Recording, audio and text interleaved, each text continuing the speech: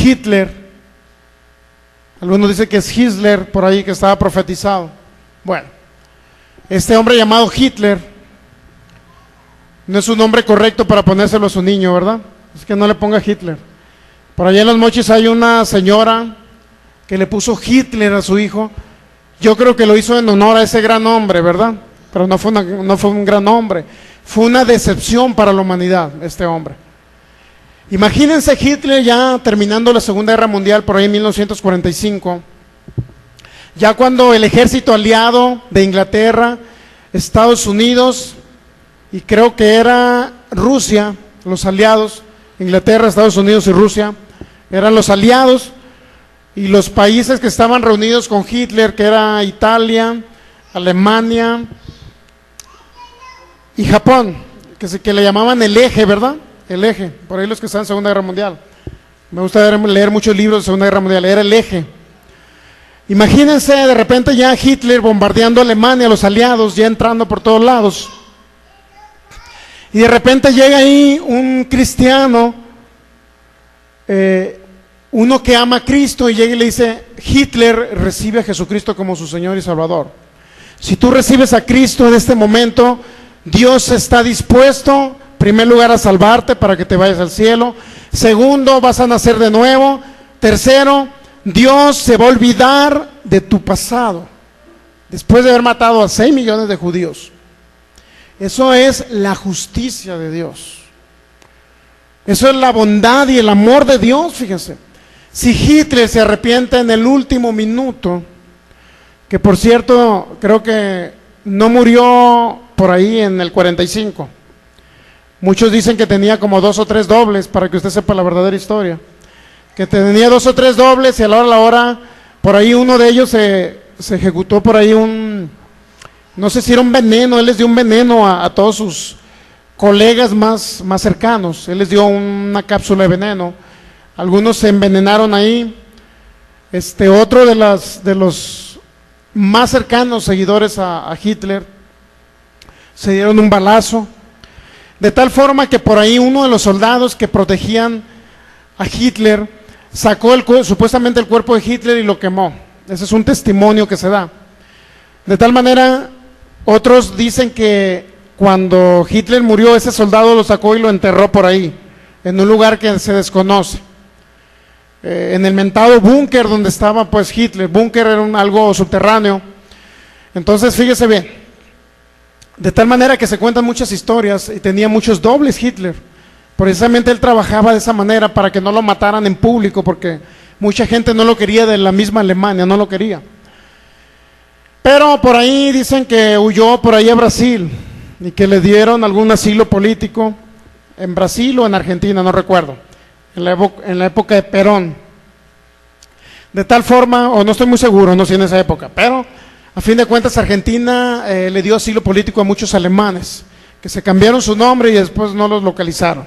Bueno, pero esa parte de la historia no nos debe interesar. Lo importante es algo lo más interesante de esto es que si llega, por ejemplo, usted hubiera vivido en la Segunda Guerra Mundial, por ejemplo, todo flaco, desnutrido, sin comer, y usted le dice: Hitler, mira, si recibes a Cristo en este momento, póngale que ya está Hitler a punto de suicidarse, si tú recibes a Cristo en este momento como tu Señor y tu Salvador, si tú crees en Jesús y cambias de vida, independientemente que el ser humano te cuelgue o te lleve por ahí o te fusilen, si tú recibes a Cristo te vas al paraíso.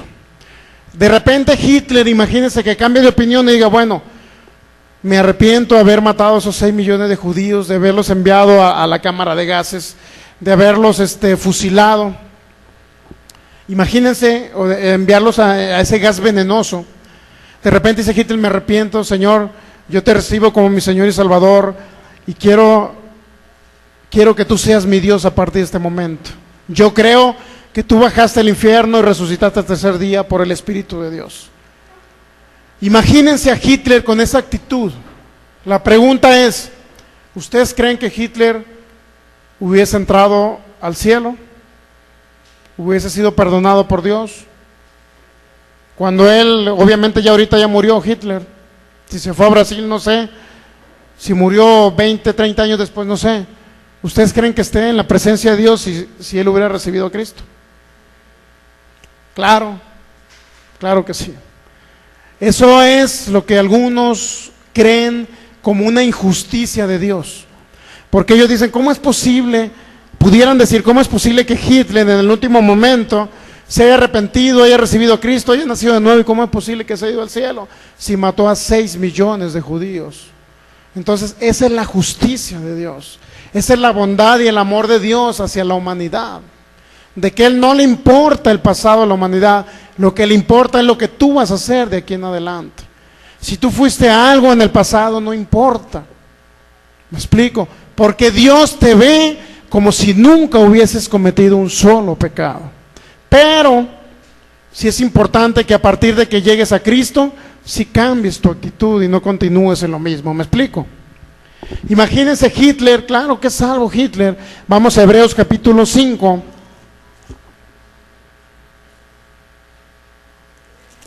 Por ahí nos habla un poquito.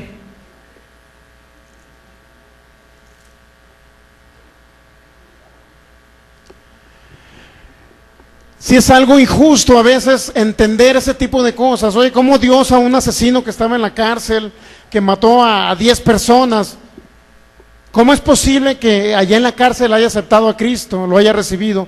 ¿Y cómo es posible que esa persona ahora esté predicando el evangelio? Se preguntan mucho. Si mató a 10, inclusive las madres de esos hijos que mató, imagínense las madres, adoloridos porque él mató a sus hijos y ahora se convirtió a Cristo. Y ellos dicen, no hay perdón de Dios para él, porque mató a 10, sí, pero ahora Dios decide no acordarse de su pasado. Hebreos capítulo 5, versículo 13,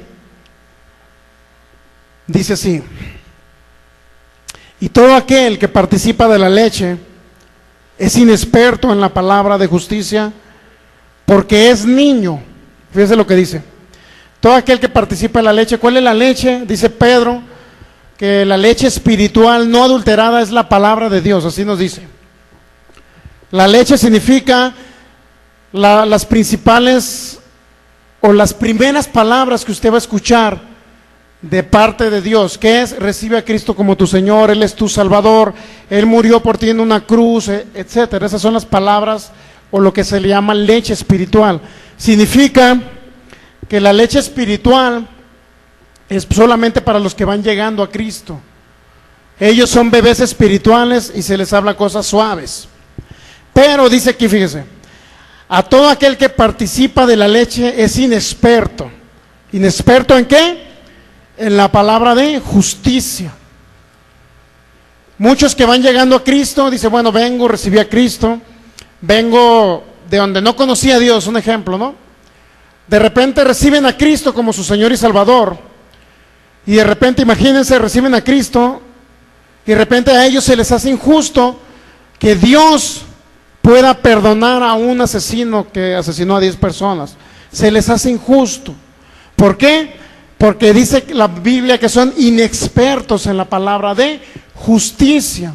Inexperto significa alguien que no conoce la justicia de Dios, alguien que no conoce realmente cómo es Dios en su amor y en su bondad. Dios en su amor y su bondad te perdona todo, absolutamente todo, pero Él te dice, no lo vuelvas a hacer. ¿Me explico? No lo vuelvas a hacer. De tal forma, fíjense, que Hebreos, pero quiero decir una cosa, Hitler ahorita no fue perdonado por Dios, eso sí le quiero aclarar, ¿no? Porque al rato no se vaya a quedar con la idea, que el pastor está diciendo que Hitler fue perdonado por Dios y está en el cielo. No, claro que no fue perdonado Hitler. ¿Por qué? Porque él nunca decidió cambiar. ¿Me explico? A lo mejor porque no hubo alguien que le habló la palabra. Pero fíjese lo muy importante, y si es fuerte esto, ¿no? Si o no es fuerte decir que si alguien mata a 10 personas, de repente cae en la cárcel y en la cárcel recibe a Cristo. Un ejemplo, pues. Recibe a Cristo y Cristo se olvida de su pasado. En su omnisciencia, Él decide no conocer, no saber el pasado de la gente. Vamos a Hebreos capítulo 8 para retomar este hecho. Hebreos 8.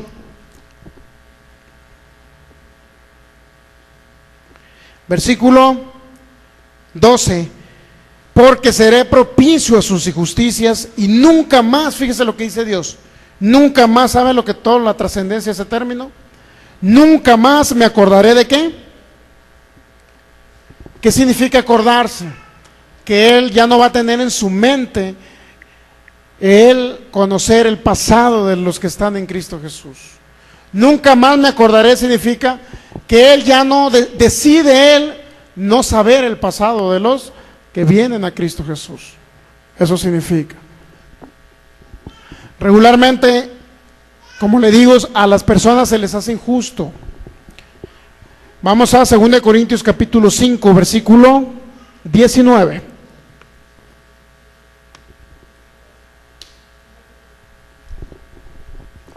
Segunda de Corintios capítulo 5, versículo 19.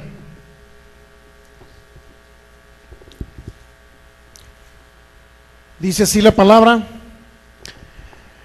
Dice, Dios estaba en Cristo reconciliando consigo al mundo. Fíjese lo que estaba Dios haciendo en Jesucristo, en su sacrificio. Dice que Dios estaba en Cristo reconciliando consigo al mundo. Y luego dice, no tomándole en cuenta a los hombres sus pecados. No tomándole a los hombres en cuenta, ¿qué? Sus pecados. ¿Se da cuenta lo que Dios hizo? ¿Cuándo? Cuando estaba en Cristo reconciliando al mundo. Por eso dice, por ahí en San Juan capítulo 1 dice, cuando ve Juan el Bautista, ve a nuestro Señor Jesucristo, cuando viene al Jordán, dice, he aquí el Cordero de Dios que quita. ¿Qué significa que quita? Que quita significa que lo quita. ¿Qué quita? El pecado del mundo. Fíjese, Dios no quitó los actos de pecado, solamente quitó la naturaleza de pecado de los seres humanos. ¿Pero de quiénes? De todos aquellos que vienen y nacen de nuevo, reciben a Cristo como su Señor y Salvador. Por eso dice, Dios quitó el pecado. En pocas palabras, ahorita no hay, para Dios, hay a lo mejor gente que realiza actos de pecado, pero esas gentes que realizan actos de pecado, Dios, cuando llegan a Cristo, Dios decide quitarles la naturaleza de pecado, para que dejen de continuar haciendo esas cosas. Bueno, de tal manera, fíjense que dice que Dios no le tomó en cuenta, ¿qué? Sus pecados. Dios no les tomó en cuenta, como diciendo Dios, bueno, si alguien llega a mí, yo decido no acordarme, no tomarles en cuenta su pasado. Dios decide no tomarles en cuenta. ¿Por qué razón? Imagínense, por ahí había unas personas que se les hacía injusto todo eso. Decía, oye, cuando yo no tenía a Cristo en mi corazón, yo era una persona muy santa, muy bueno, pues no tenía adicciones, nunca le pegué a mi esposa, o la esposa decía, nunca le pegué a mi esposo, me portaba muy bien con la gente, yo le daba dinero a los niños de la calle, ayudaba a una viejecita a cruzar la calle, era una persona muy buena, inclusive me la llevaba orando en la iglesia, pero no conocía a Cristo. Era una persona tan buena, que la gente me quería comer, decía uno por allá, no es cierto. Bueno, fíjese bien. Entonces, fíjese, esta persona se decía que era muy buena. Recibió a Cristo, nació de nuevo, su espíritu nació de nuevo y entró al reino de Dios. Y él decía, ¿cómo es posible que yo no hice nada malo y recibí a Cristo, pero aquella persona viene porque asesinó a tantos? Recibió a Cristo también. Entonces, ¿cómo es posible que Dios le haya perdonado ya todo su pasado? Yo era bueno, me portaba bien con mi esposa y recibí a Cristo y nací de nuevo. Yo quiero decirle que para Dios, tanto uno como el otro eran muertos espirituales. No había diferencia. Uno a lo mejor venía de ser chismoso y ahora ya no lo es. Y otro, diga ay o amén. Bueno, y otros a lo mejor venían de cometer pecados mayores. ¿Sí me explico? Pero Dios decidió tanto al uno como al otro salvarlos. ¿Por qué? Por el sacrificio completo de nuestro Señor Jesucristo. Él decidió a los dos. Y decidió olvidarse de las cosas que hacía el chismoso, también decidió olvidarse de las cosas que hizo el asesino, o que era un asesino antes de venir a Cristo. Por allí hay un hombre llamado Caro Quintero, no sé si usted lo ha conocido, si lo ha escuchado, ¿verdad? Este hombre era muy famoso, pero no dentro de lo bueno. Por allí en Sinaloa era muy famoso. Este hombre recibió a Cristo en la cárcel de Tijuana. Ahora es un hermano en Cristo. Y cuando él estaba metido en esas cosas de lo malo, este hombre pues hizo cosas malas, inclusive mandó hasta ejecutar gente, personas. Es decir, mandó matar personas. Imagínense, seres humanos, él mató. Fue el autor intelectual. Él vino a Cristo y ahorita predica el evangelio. ¿Sí saben ustedes que Caro Quintero predica el evangelio? ¿Ah, no? Bueno, ustedes no saben, pero sí es cierto. Investíguelo. Este hombre, Dios decidió perdonarle su pasado. Para Dios no existe ese pasado. Por lo tanto, fíjese bien, en su soberanía, Dios decide no conocer o no saber algo. En su omnisciencia, Él decide no conocer el pasado de los que estamos en Cristo Jesús. Pero quiero decirle que Él sí conoce el presente. Eso sí le interesa a Él, el presente. ¿Cómo usted comienza a actuar a partir de que vino a Cristo en adelante? A partir de que vino Cristo en adelante, usted no debe de seguir engañando, ¿sí sabía, verdad? A nadie debe seguir engañando. Bueno, entonces a Dios sí le interesa el presente, pero el pasado Él decide no conocerlo. De tal forma que en este atributo de Dios, en su omnisciencia, Él decide no conocer el pasado. Así es que cuando alguien le pregunte, fíjese, cuando alguien le pregunte, ¿qué eras? Dime tu testimonio. Porque muchos están acostumbrados a dar sus testimonios del pasado. Hermano, es que yo era un drogadicto que regularmente me quedaba en las banquetas tirado, todo ahogado, dicen en Sinaloa. Pero no de agua, Allí en Sinaloa dicen, es que decía un hermano, es que me quedé tirado en la banqueta fulana de tal, porque ya no pude llegar a mi casa y pasé la noche. Y cuentan todo ese pasado bochornoso que a Cristo no le interesa. ¿Sí sabe usted que a Cristo no le interesa? Ni a nosotros tampoco, ¿sí me explico? O sea, no me llegue a contar quién era usted en el pasado, para mí no me interesa. Lo que me interesa es quién es usted de aquí en adelante, y a Cristo también. Así es que nadie le debe recordar a usted el pasado, Ni el mismo diablo le va a recordar a usted el pasado. Porque cuando usted llegó a Cristo, es una nueva criatura con los mismos derechos y los mismos beneficios que tiene aquel que fue muy bueno antes de venir a Cristo. Nadie debe usted ofenderlo por su pasado. Nadie debe recordárselo. ¿Sabe quién es el que recuerda el pasado? Se llama el diablo. Ese sí recuerda el pasado. Porque el diablo le va a traer a memoria, oye, ¿te acuerdas en aquellas épocas cuando te metías con la Clodomira? Eso le va a recordar el diablo, fíjese, el diablo se lo va a recordar. Pero créalo que a Cristo no le importa. A Cristo no le interesa su pasado. Y a nosotros, créalo que tampoco. Yo jamás a usted lo voy a cuestionar por su pasado. Es más, yo nunca lo voy a tratar a usted por su pasado. Yo lo voy a tratar por lo que es ahora en Cristo. Me explico, jamás yo lo voy a juzgar a usted, ni tampoco Cristo lo juzga por lo que usted hizo en el pasado. No hicimos cosas buenas, ¿verdad? Yo tampoco hice cosas buenas. O sea, yo no era un santo. Yo hice cosas malas. Ahí donde me ve. O sea, no hicimos cosas buenas, ¿verdad? No hicimos cosas buenas, de lo cual nos arrepentimos haber hecho esas cosas malas. Pero bueno, ya llegamos a Cristo y nadie se lo va a recordar a usted esas cosas malas. Nadie tiene derecho a recordarle. Y si alguien le recuerda, dígale, discúlpame, yo soy una nueva criatura, estoy en Cristo. Para mí, ese pasado Cristo ya se olvidó de él, por lo tanto para mí no existe. Y así debe de ser. Pero a partir de aquí en adelante comience a actuar como un hijo de Dios. ¿Qué les parece? Debemos de actuar como un hijo de Dios. ¿Sabe que no es muy... Vamos a Hebreos capítulo 10 para demostrarle que no es bueno recordar el pasado. No es bueno recordar ese pasado.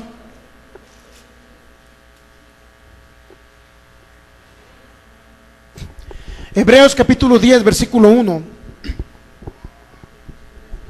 Dice, porque la ley, está hablando de la ley de Moisés. Porque la ley, teniendo la sombra de los bienes venideros, fíjese que era la ley, dice que era la sombra.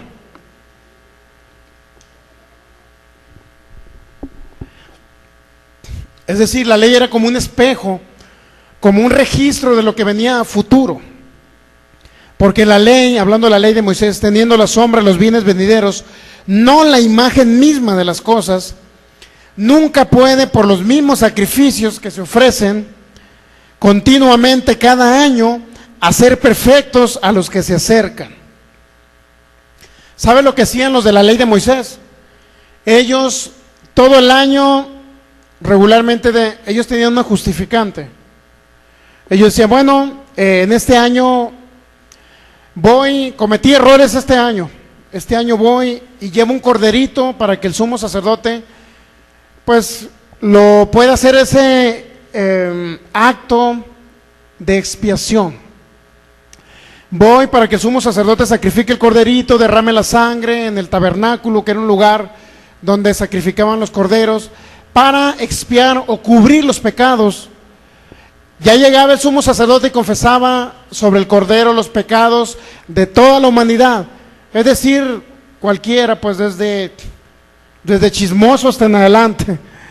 Llegaba y decía, bueno, yo declaro el pecado de murmuración, lo declaro sobre este cordero. Y sabe una cosa, cuando sacrificaban el cordero y derramaban la sangre, las personas quedaban totalmente, es como si quedaran limpias del pecado. Durante todo un año habían cometido errores y ya llevaban un corderito y Dios les decía, bueno, ya quedaron cubiertos sus pecados, no quitados, sí cubiertos quedaron. Es como si para Dios no hubiesen cometido ni un error, pues. De tal forma que era un continuo, cada año hacían eso. Y ya los judíos cayeron en ese ritual, de tal manera que él decía, bueno, este año ya quedé libre, este año voy a comenzar otra vez a portarme mal, este año voy a comenzar a hacer cosas incorrectas, que de todos modos va a llegar el fin de año, voy a llevar un corderito y ya va a quedar cubierto mi pecado. Esa era la actitud de ellos. Por eso dice el apóstol Pablo en Hebreos 10, que esos sacrificios que se hacen continuamente no podían hacer perfectos a los que se acercaban a Dios. ¿Por qué no los hacía perfectos? Porque no cambiaban de actitud. No cambiaban de actitud y además no podían nacer de nuevo, que era lo que nosotros hicimos en Cristo Jesús, nacimos de nuevo. Ellos seguían siendo muertos espirituales, solamente el pecado de ellos se cubría, no se quitaba, se cubría, que eso significa expiar. Fíjese bien. Entonces ellos decían, bueno, este año me voy a portar mal, me voy a ir a las pachangas y voy a hacer no sé qué y lo otro, que de todos modos ya tengo un corderito destinado para que Dios me perdone. Y era lo que hacían, caían en los mismos rituales, en las mismas actitudes cada año, por eso no hacía perfectos. Bueno, pero cuando ellos llevaban el corderito para que sus pecados fueran expiados, ellos declaraban ahí y decían, bueno, este año mentí, este año robé, este año hablé de alguien mal, este año hice esto, este año hice lo otro, este año a lo mejor adulteré, este año forniqué, este año... ¿Sabe lo que hacían ellos cuando llevaban el cordero? Recordaban todo su pasado durante un año, lo recordaban. Luego fíjese, dice lo que dice el versículo 2. Dice el apóstol Pablo, de otra manera, dice, cesarían de ofrecer, se quitarían de ofrecer esos sacrificios. Pues los que tributan ese culto, o sea, los que se dedican a eso, los que tributan ese culto, limpios una vez, no tendrían ya más conciencia de pecado. Fíjese lo que dijo el apóstol Pablo. Pero en estos sacrificios cada año, fíjese el versículo 3, este sí me gustaría que lo leyeran todos. Versículo 3, fíjese lo que dice. Pero en estos sacrificios, es decir, el proceso que hacen cada año, en estos sacrificios cada año se hace, ¿qué dice? ¿Memoria de qué? ¿Sabe por qué ellos nunca podían ser limpios, nunca podían cambiar de actitud? Porque siempre, constantemente, traían a memoria el pasado. Imagínense, de repente usted ya llegó a Cristo, de repente Jesucristo ya se olvidó de lo que usted fue en el pasado. Cristo ya se olvidó, crea lo que ya se olvidó. De repente ya nadie se acuerda del pasado de nosotros. Y imagínense la actitud de cada uno de nosotros o de ustedes, que digan, bueno, pues ya Cristo se olvidó, pero yo lo voy a seguir recordando, voy a dar mi testimonio, hermanos. En el pasado, fíjense que yo era un borracho empedernido, que le pegaba a mi esposa. Imagínense, ¿está haciendo memoria de qué? Del pasado, ¿estamos de acuerdo? ¿Y sabe qué significa traer a memoria el pasado? Que nunca se van a olvidar de ese pasado ustedes. Queda registrado en su mente, por lo tanto, el traer a memoria el pasado trae como consecuencia que usted pueda caer en el presente. Porque nunca se olvida. Por eso dice el apóstol Pablo, fíjese. De otra manera, dice Pablo, cesarían, dice el versículo 2, cesarían de ofrecerse estos sacrificios. Pues los que tributan este culto limpios una vez, no tendrían ya más conciencia de ¿qué? De pecado. O sea, ya no se acordaría usted. Si un día me metí con la clodo, mientras no me acuerde de eso, ya se me olvidó. Me explico. Pero si usted lo está recordando continuamente, ¿qué cree que va a pasar? Va a volver a caer, va a tener conciencia de pecado y va a caer otra vez en lo mismo. ¿Por qué? Porque su cuerpo reacciona de acuerdo a lo que usted cree, de acuerdo a lo que usted dice. Imagínense de frente diciendo, hermanos, es que yo era el peor de los hombres. El peor. Mi esposa iba y me sacaba de las cantinas. Imagínense. O sea, a nadie le interesa conocer eso. ¿Cuántos saben? No le interesa a Cristo, menos a nosotros, ¿verdad? Entonces sí es triste que continuamente estén recordando el pasado. Usted, el testimonio que debemos de dar a partir de aquí en adelante es las bendiciones que recibimos a partir de que llegamos a Cristo. ¿Cuántos saben? Ese es el testimonio que debemos dar. ¿Por qué? Porque Cristo decide en su omnisciencia no acordarse del pasado de la gente. Y créalo que en lo personal yo también me olvido del pasado. Así es que usted nunca llegue a hablarme del pasado, porque ni Cristo se acuerda, ni yo tampoco. ¿Por qué? ¿Por qué razón? Porque el ser humano no perdona. ¿Sabe usted que el ser humano es difícil de perdonar? Es que yo me acuerdo cuando andábamos de novios, que mi esposo me pegó una cachetada. Y no se les olvida lo que pasó hace 30, 40 años. Nunca se olvida. Y a él lo traen siempre en la mente. Y cada vez que se pelean, le vuelve a recordar lo que pasó hace 30 años. Y nunca se olvidan de ello. Entonces no es bueno recordar el pasado, porque si se recuerda el pasado, se vuelve a tener otra vez conciencia de pecado. Y eso va a permitir que el ser humano vuelva a caer otra vez en los mismos actos que realizaba antes de venir a Cristo. Debemos entender que ahora en Cristo no debemos de realizar cosas malas, ¿verdad? No debemos de cometer errores, para que usted me entienda. Cuando yo le digo errores es para no mencionar mucho la palabra pecado. ¿Me explico? No debe usted cometer errores ahora en Cristo. Trate de actuar conforme a la palabra, conforme a Cristo, porque usted es un imitador de Cristo.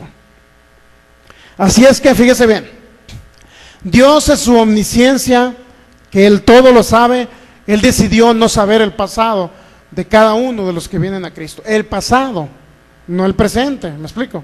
No se confunda. El pasado Él decidió borrarlo. Borrón y cuenta nueva. O al revés, cuenta nueva y borrón. ¿O cómo es? Eso dijo Hacienda le cambió el término nada más para engañar a algunos. Por ahí cuando a los que pagan impuestos dice, no dijo borrón y cuenta nueva, dijo cuenta nueva y borrón. Y la gente creyó, ya me quitó el pasado. Hacienda ya se olvidó de que debo impuestos. No era borrón y cuenta nueva, era cuenta nueva y borrón. Fíjese bien lo que le engaña, ¿no? Cuenta nueva significaba, bueno, si debes 100 millones, bueno, a ver, acércate conmigo y te voy a condonar el 20% y ahora me debes 80 millones. Eso significa cuenta nueva y borrón. No borrón y cuenta nueva. Así es que en Cristo Jesús hay borrón y cuenta nueva. ¿Me explico? Él jamás le va a reclamar a usted por su pasado. Pero sí en un momento dado Él se va a fijar en su presente, para que Él desea bendecirlo a usted, y conforme a usted crezca en fe y el conocimiento, va a poder controlar cualquier cosa que le suceda en la actualidad. Va a poder controlar la ira cuando se pelee con su esposa o esposo, no sé. Así es que vamos a pasar a otro término que se llama la omnipresencia. Otro atributo de Dios, omnipresente. Vamos a Mateo capítulo 27. ¿Les quedó claro la omnipotencia, verdad? ¿Les quedó claro? Que Él es todopoderoso. ¿Les quedó claro la omnisciencia también? Que Él todo lo conoce, todo lo sabe, pero Él decidió ciertas cosas no conocer. Mateo capítulo 27, versículo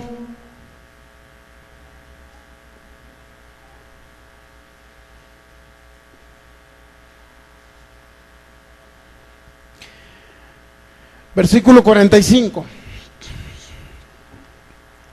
Omnipresencia de Dios. Estamos hablando del atributo que es omnipresencia.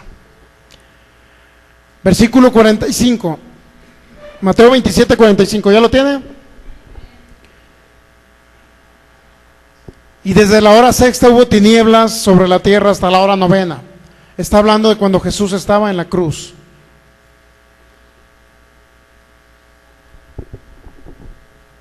Ahí estaba ya Él sacrificándose, derramando su sangre.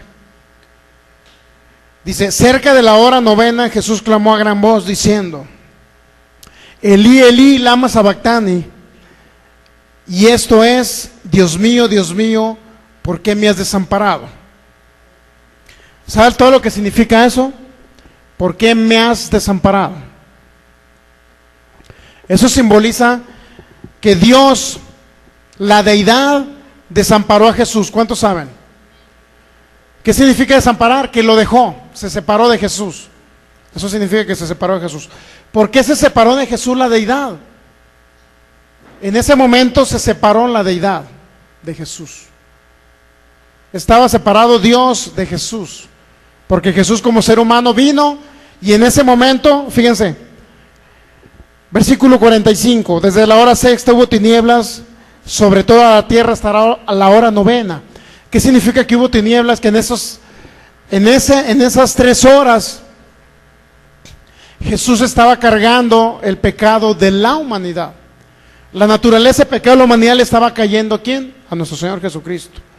Él murió espiritualmente, significa que se separó. La deidad de Jesús por primera vez se separó. Se separó, ¿por qué razón? ¿Qué significa estar desamparado? Significa que Dios no estaba presente ahí. ¿Cuántos saben? Dios no estaba presente en ese lugar, en ese momento, en Cristo Jesús. En pocas palabras, cuando vamos a Lucas, capítulo,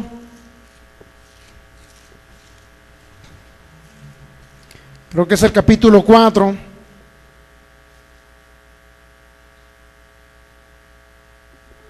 versículo 14, Lucas 4:14 dice, y Jesús volvió en el poder del Espíritu a Galilea, y se difundió su fama por toda la tierra de alrededor. Versículo 18, Lucas 4:18, Jesús entonces dijo estas palabras, fíjese, el Espíritu del Señor está sobre mí, por cuanto me ha ungido para dar buenas nuevas a los pobres, a sanar a los quebrantados de corazón, a pregonar libertad, etcétera. El Espíritu de Dios estaba sobre Jesús, pero también el Espíritu de Dios moraba en Jesús. ¿Cuántos saben? Jesús era el templo del Espíritu Santo, para que me entienda. Jesús era la casa de Dios en esa época. Jesús era la casa de Dios. De tal forma que si el Espíritu de Dios moraba en Cristo Jesús, pero en ese momento, cuando dijo, ¿por qué me has desamparado? En esas 3 horas de tinieblas, Dios desamparó al Hijo. ¿Por qué razón? Dios se separó del Hijo, para que usted me entienda. ¿Por qué? Porque Dios decidió no estar presente en ese momento con Jesús. ¿Por qué decidió? Porque no podía estar en ese lugar. ¿Por qué? Porque Jesús estaba lleno de la naturaleza de pecado. Y como Dios es santo, Dios no podía estar en Jesús. ¿Me explico? Dios no podía estar en Jesús. Por lo tanto, ese es un hecho donde se demuestra que Dios decidió no estar presente. Es decir, la omnipresencia de Dios, la omnipresencia, que Dios está presente en todos los lugares, porque sí se ha dicho, Dios es omnipresente, y sí es cierto, ¿verdad que sí es cierto? Pero hubo ciertos lugares donde Dios decidió no estar. ¿Por qué? Por amor a la humanidad. Él decidió desamparar, en pocas palabras, a Jesús. Fíjese, una cosa es estar en el lugar y otra cosa es ver lo que estaba sucediendo. ¿Me explico? En ese momento Dios no estaba presente en el cuerpo de Jesús. En pocas palabras, Jesús dejó de ser templo del Espíritu Santo. ¿Por qué razón? Porque murió espiritualmente, porque adquirió la naturaleza de pecado, porque el Espíritu Santo no podía estar unido al Espíritu de Cristo. No podía estar. Por eso dice, me has desamparado, dijo Jesús. Es decir, no estás presente ahora conmigo. Era lo que más le dolía a Jesús, separarse de Dios, separarse de la deidad. Por eso Dios no pudo estar presente ahí, o decidió no estar presente. ¿Por qué razón? Porque Jesús estaba cargando con todos los pecados de la humanidad. Por esa simple y sencilla razón. Salmo 28, ya con esto vamos a terminar. Salmo 28.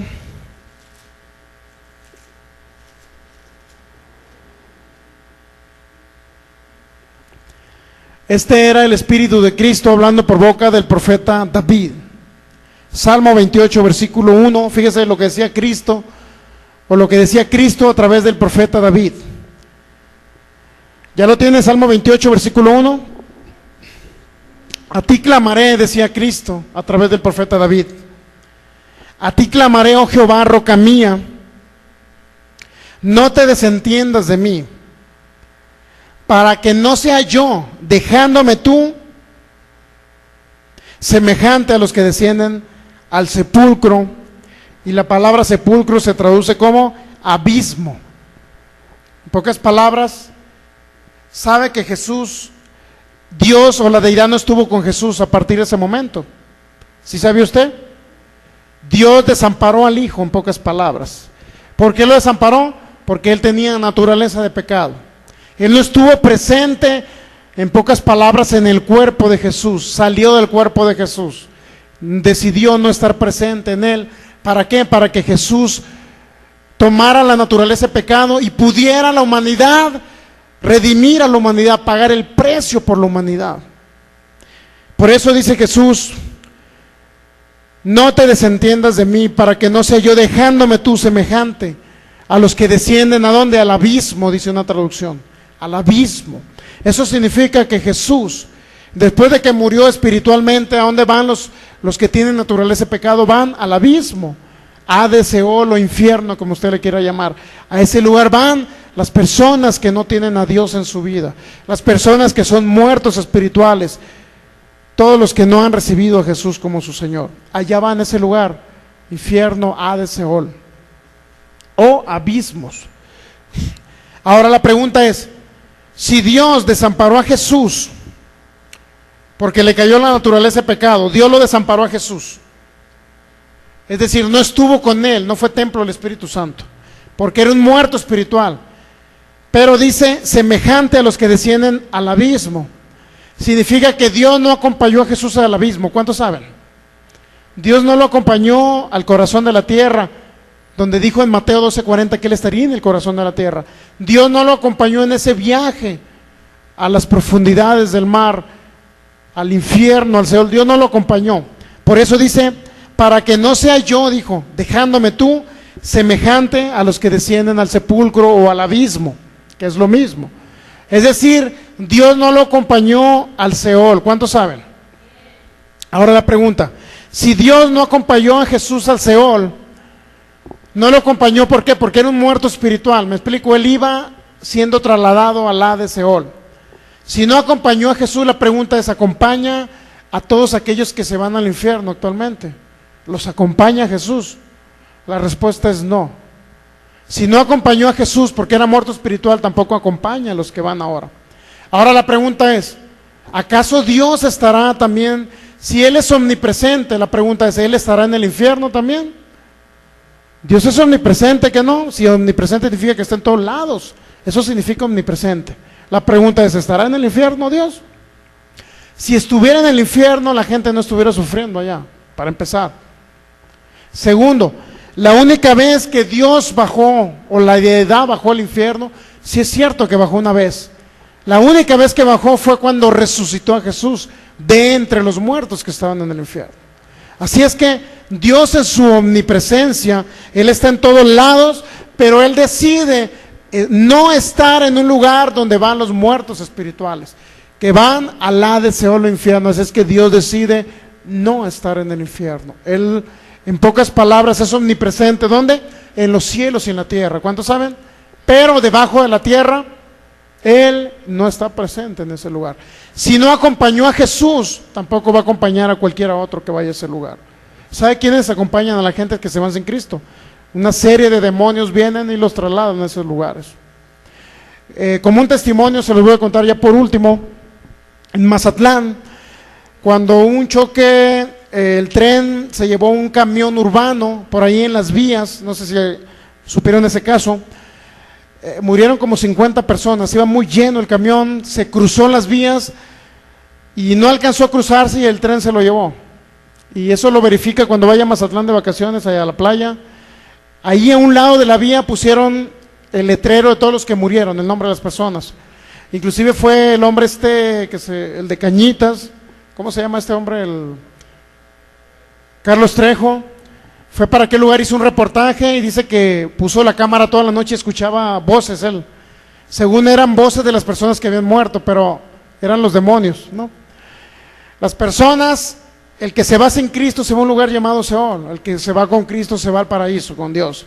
Pero fíjese bien, en ese lugar cuando murieron las personas, hubo personas, no todos murieron de ese camión. ¿Sí sabe usted que no todos murieron? No todos murieron. Había personas que estaban alrededor también cuando sucedió el accidente, de tal forma que cuando sucedió el accidente, dice uno de los que estuvieron en el camión, que eran no sé si eran dos jóvenes y su mamá, cristianos, dice que cuando uno de ellos creo que sobrevivió, dice que cuando ya fue el accidente estaba su mamá, él vio a su mamá y a su hermana, pero dice que de repente cuando él los vio ya muertos ahí todos sangrados, imagínense la escena, dice que vio unas luces que vinieron cuando ellos estaban tirados en el camión, dice que vinieron unas luces y él vio cuando levantaron a su hermano y a su mamá, vio unas luces, pero esas luces no las vio en toda la gente, no las vio en las demás personas. Sí, ha visto la película por ahí que se llama Ghost, La sombra del amor, que la vieron hasta 3 veces, algunos no, porque estaban enamorados en aquella época. Yo también la vi como 4 veces. Estaba enamorado, pero eso ya es pasado, acuérdense. Bueno, ya es pasado, eso hay que no acordarnos. Entonces, el caso es que ustedes vieron ahí que llegaron, cuando moría alguien que no tenía Dios, vieron que llegaban unas sombras y se los llevaban. Es lo mismo que sucede actualmente. Pero cuando alguien muere con Cristo, vienen unas luces y los levantan, es decir, ángeles de Dios vienen y los trasladan a la presencia de Dios. Esa es la convicción que tenemos todos los que creemos en Cristo, que no vamos a un lugar de sufrimiento, sino vamos al paraíso. Allá sí está la presencia de Dios, pero también está aquí entre vosotros en la tierra, donde que declaremos el nombre de Jesús, 2, 3 reunidos en su nombre, ahí está Él. También dice que el que ha recibido a Jesús es templo del Espíritu de Dios. El Espíritu Santo vive dentro de ustedes. Él no está lejos en los cielos, Él está ahora con usted. ¿Me explico? Es que vamos a ponernos de pie para darle gracias a Dios.